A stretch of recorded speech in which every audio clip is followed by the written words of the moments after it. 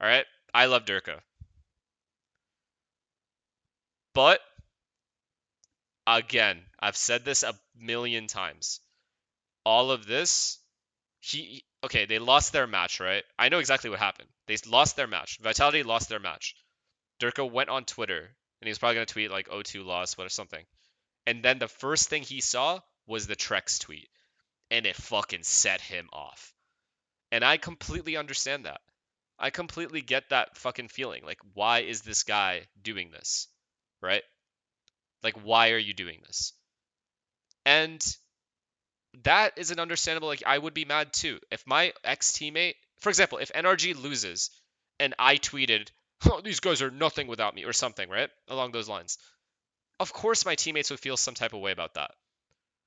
But the thing is, I feel like Derke is too professional to get rage baited into this. There's just no, it doesn't, I know what he is saying. He's making good points and he's probably right. All of what he's saying is probably right. Like, I completely understand all of these arguments. But I am very against doing this. You know what I mean?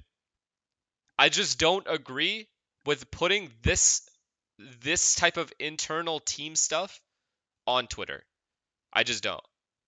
And Derke's my boy, bro. I will support him to the end, but this, I think, was the incorrect move. Check Trexx. I saw Trexx's response. I don't think players should do this, bro. Players don't need to do this. Derke has nothing to prove to anyone, especially a guy like this. This guy has done everything in the game. I don't think he's ever missed an event.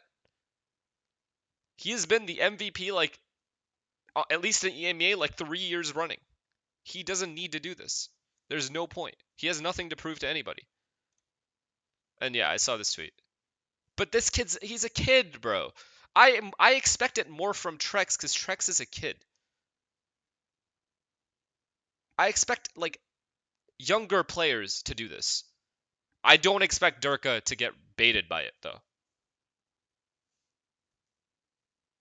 Derke is too experienced. He's been on the scene too long.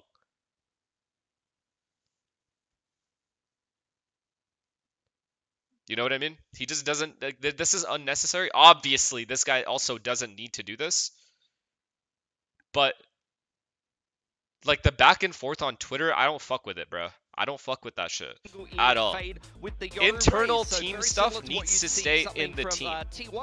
It's a fucking it's just a core rule. I don't care. You don't need to prove anything to other people. Old school double duelist, something on the Jet, Jing on the Raze, and of course we have a Sky. We have a Sky in VCT. We have a Sky. I mean, this is crazy. This is such a Who has Sky? classic look to the map. I'm so excited. I mean, Patman bringing it back with some of the classic that he's been running. I hope it does work. As it's not about how old Derke is. It's about how long Derke has played at the highest level in Valorant.